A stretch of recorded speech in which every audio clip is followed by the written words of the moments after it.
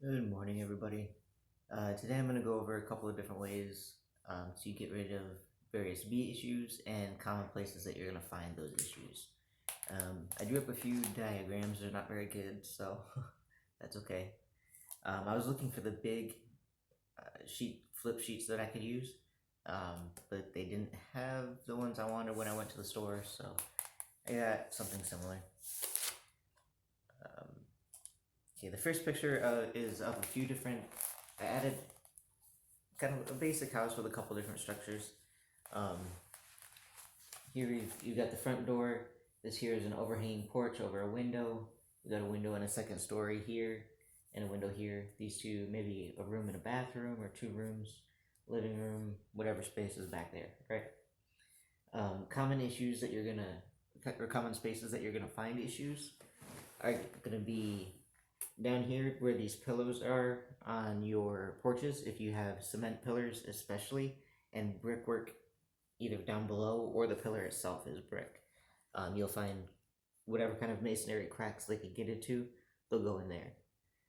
So right here at the base of your pillars, along the overhang here and up into the soffits, is a common spot to find them. A lot of times these are going to be yellow jackets. The ones in the masonry could be yellow jackets typically, or honeybees, depending on if it's a column that they can build up into or if they're building kind of down in one location. So again, another pillar here to look into. The corners of stairs, especially if you have wood stairs, more than likely they're going to be, say, more than likely yellow jackets. Um, if there's cement stairs that go down into a basement area, or if there's a small crawl space back there, they may be honeybees, but it's kind of hard to tell unless you snap a picture. Up here in the peaks of houses or the corners of where your soffits are, and I have another diagram I'll show you in a minute of a couple different peaks. Peaks are really common for yellow jackets, and again behind shutters for windows, especially if they're the stationary um, kind of plastic fiberglass shutters. A lot of times you'll see them coming in and out through these cracks here and through typically old screw holes that have fallen out. They'll go in and out through those holes, and they like to build back through here because, especially if it faces the sun first thing in the morning, because it warms it up. It radiates heat in there quite well, and it warms them up, gets them active super early in the morning, especially in spring um, when things still kind of frost over and chill out a little bit. They want that heat early. Um, so most of these are going to be typically wasps or hornets. Uh, you may find some honeybees in here depending on the brickwork and things. The second sheet. This is kind of a side view. Again, you can imagine this being a two-story. This would be like bathroom, bedroom area or whatnot, and bedroom area, whatever you want to put up there. A couple common places on a side like this, especially if you have wood siding, if you have a hole kind of somewhere in the middle of your wall somewhere, that one's probably going to be honeybees. Again, especially if it's wood siding, more than likely honeybees here, and here more than likely honeybees around the edges of your windows.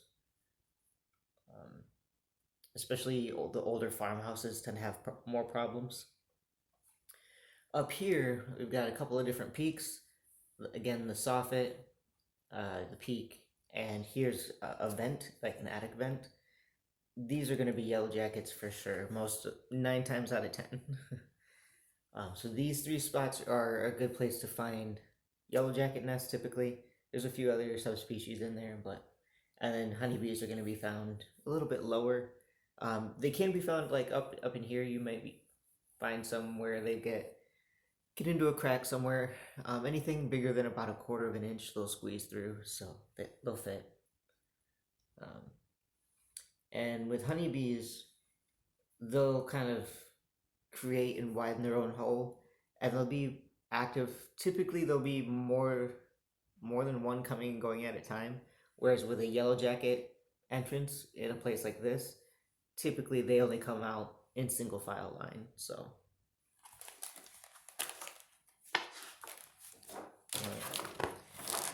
and the last super common place, and that also works on like barns and other outbuildings and stuff too. So, and then trees and things. All right, get this situated. Okay, if you've got a tree, besides ground wasps are the other super common one. But a lot of times you find those in the ground when you're mowing or weed eating using a chainsaw because the vibrations aggravate them quite a bit. So that's a common one for them. Also, with that one, looser, rockier soil, they like that.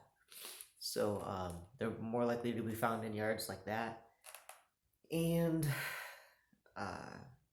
especially if you have a lot of other wildlife around, like rabbits, chipmunks, ground moles, that kind of thing, because ground wasps like to go down in through those tunnels and they take it over pretty much and widen it out, and they put their nests in there.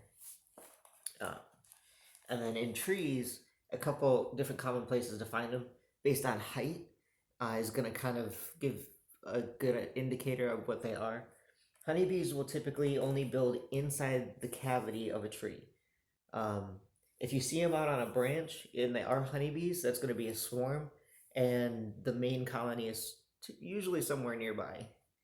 But when they do find their way into a tree, they'll make, usually it's a woodpecker hole or an old rotted hole from where a tree branch fell off, and they'll go in there and they'll fill up the cavity. They will not build in a tree that's already completely dead, which you think would be kind of counterintuitive. They only build in the live ones because it's the most efficient protection for them, outside of risking their own lives.